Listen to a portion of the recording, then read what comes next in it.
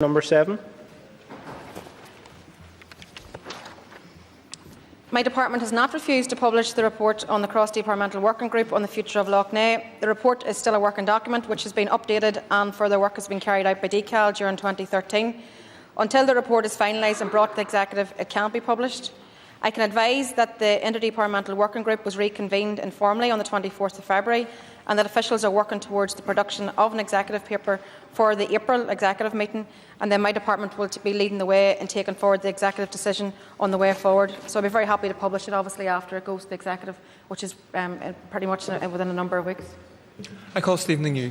I thank the Minister for her response and welcome the fact that we are due to see the publication of the report and hopefully in a short space of time. Obviously, Lough Neagh is of regional significance and will be of importance to many. Can I ask the Minister what knowledge did she have of the unauthorised quarrying at Lough Neagh, and what concerns does she have about its impact, particularly on the biodiversity of the lough? I can say, and I think it's very clear from the consultation, and it's something I've always known, and any of the stakeholders of the lough would be very aware, that there's no overarching management plan, and that's the key problem. So a lot of these things can be happening in the absence of any sort of regulation or any plan around, I suppose, all the issues that go on. So whether that be sand extraction, whether it be the tourism potential in the lough, whether it be the biodiversity, all those issues, the environmental concerns. So in my opinion, one of the things that has to come out, one of the first things that has to happen is that we put in place an effective management plan which will help, I suppose, bring together and marry all the interests on the lough and make sure that there's regulation where it's needed. So that's where we're at with that at this moment in time. But I think that the problem that you've identified, the very fact that it occurs is because there is no overarching management. There's not one department with responsibility for the lough. It goes across many different departments, and that's something I think that, for me personally, I'd like to see coming out of the review. I call Sean Lynch. Has the Minister met with others to discuss this report?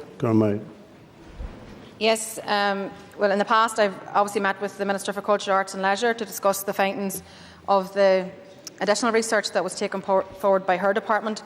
I've also met with Gwyneth Cockcroft, from the Managing Director from DCP, Strategic Communications, along with the Earl of Shaftesbury on the 3rd of March, actually this year, just to discuss again progress and the initial findings of the report. So it's important that we engage with all the stakeholders in moving forward, and as I've said clearly, there is a need for a proper overarching management structure, and that's what I want to see coming out of the report at the very least. I call Joanne Dobson.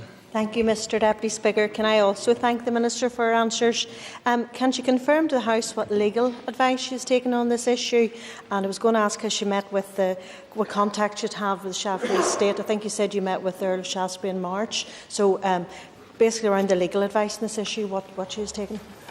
No, I haven't sought any legal advice. Obviously, the piece of work that we've been involved with has very much been a scoping exercise, taking a look at what are the potential avenues we can explore in terms of Lough Neagh, looking at the issue of public ownership, looking at the need for an overarching management structure. So there's been quite a lot of homework done across both my department, the Interdepartmental Working Group, and indeed from DCAL, from the very significant piece of work that they have done. So there's been no need to seek legal advice.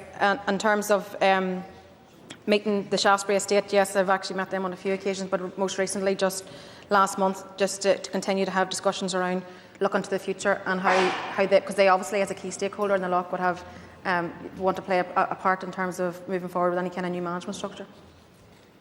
I call Patsy McGlone.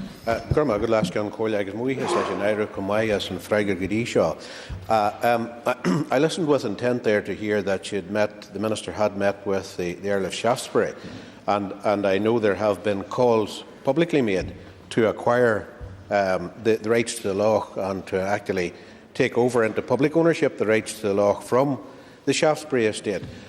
Could the Minister advise if in fact she has either set aside any funding in respect of this or made any case to the Executive in respect of that acquisition? No, because it would be preemptive. What we've done, as I said very clearly, we've done the scoping work, we've looked at the potential, we've looked at the problems, we've looked at how do we improve things for the future.